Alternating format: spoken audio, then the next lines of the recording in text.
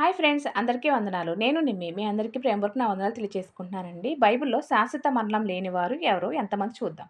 మొత్తం ముగ్గురున్నారండి. ఫస్ట్ వచ్చేసి హానోకు.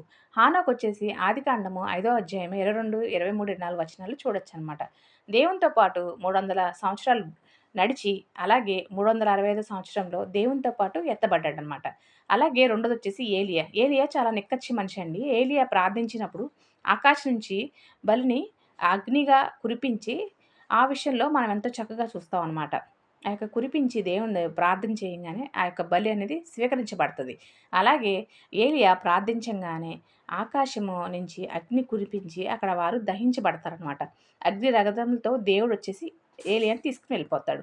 అలాగే మూడోదొచ్చేసి పరిశుద్ధులండి. దేవుని యెడల భయభక్తులు కలిగి ఎవరు జీవిస్తారో, క్రీస్తుని తన సొంత రక్షకుడిగా ఎవరైతే అంగీకరించబడతారో ప్రతి ఒక్కరికి మరణం అనేది లేదండి. ఈ లోకంలోనే మరణం ఉంటది గానీ, శాశ్వత మరణం అనేది లేదు.